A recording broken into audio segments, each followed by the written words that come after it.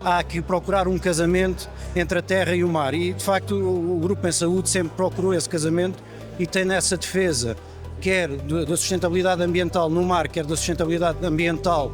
em terra, uma vantagem competitiva e comparativa, não só para a empresa, enquanto empresa que vive neste ecossistema, mas também para a própria, digamos assim, para o próprio arquipélago e para a sua vantagem competitiva e comparativa com outros destinos. No caso da União Europeia, 90%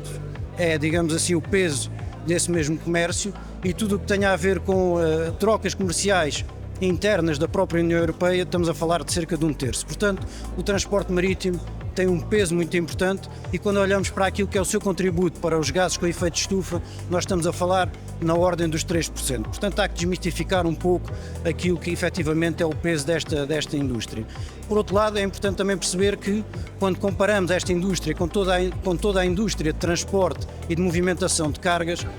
esta é de facto aquela que, quando fazemos um rácio entre a produção de gases de efeito de estufa por tonelada transportada, é aquela que tem a menor pegada ambiental. Nós estamos a desenvolver um projeto pioneiro que vamos instalar num dos nossos navios, precisamente para ter um contributo, de alguma forma, para a diminuição do nosso impacto e da nossa pegada ambiental. Por um lado, aquilo que nós vamos introduzir é um catalisador que nos vai permitir fazer uma mistura a bordo do combustível tradicional com o biocombustível, e, portanto, essa mistura vai, de alguma forma, reduzir o impacto da nossa pegada ambiental. Naturalmente só o podemos fazer porque existem apoios públicos e incentivos para o efeito, porque o biocombustível ainda continua a ter um valor que é praticamente o dobro do combustível tradicional. E, portanto, fazer uma viabilização do investimento desta natureza apenas com financiamento. E esse é um dos grandes desafios que hoje o setor enfrenta, sobretudo quando nós estamos a falar em servir pequenas economias com pequenas escalas, e, portanto, não estamos a falar no comércio internacional que tem navios porta-contentores com 25 mil contentores ou 30 mil contentores. Nós estamos a falar em contentores que transportam em média 300 a 400, e, portanto, estamos numa escala muito menor dimensão, mercados muito menos rentáveis, e, portanto, precisamos naturalmente sempre desse apoio, dessa ajuda para fazer este caminho de acelerar mais a nossa transição,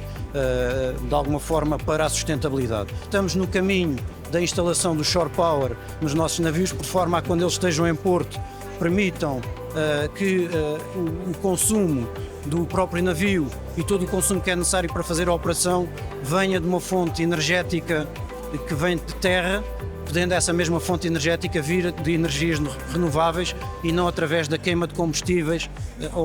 a bordo. Há todo um conjunto de desenvolvimentos tecnológicos, podemos optar por eles. Agora nós temos que olhar para aquilo que é o nosso mercado e o mercado onde nos inserimos, e, portanto, é importante perceber que, para o tipo de mercado, para o tipo de comércio e para o tipo de tráfego que nós fazemos,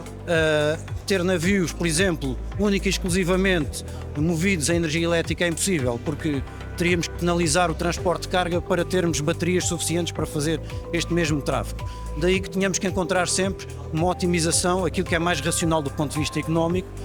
e nesse sentido há outras ajudas que temos vindo a olhar para elas, nomeadamente tudo o que seja desenvolvimento tecnológico que permite otimizar tudo o que sejam operações e, nomeadamente, rotas mais eficientes. Este também de facto é um fator com muito potencial e que nós estamos também a desenvolver. Temos tido a preocupação de fazer a renovação da frota de contentores frigoríficos, precisamente para ter frigoríficos que sejam mais amigos do ambiente e, portanto, com menos produção de gases com efeito de estufa, menor consumo e, por outro lado, também libertação de gases que sejam menos poluentes. Temos procurado, ao nível logístico, não apenas nos navios, mas também a montante e a jusante do transporte marítimo, introduzir um conjunto de inovações tecnológicas, nomeadamente aí sim ter o conjunto de equipamentos de movimentação de carga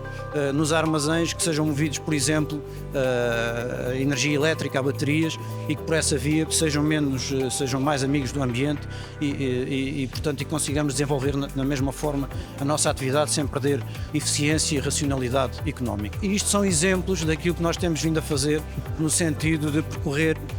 esta transição para uma economia mais azul, mais amiga do mar, e olhar para o mar como um potencial de oportunidades e não apenas como um desafio e às vezes até como um entrave do desenvolvimento económico e social.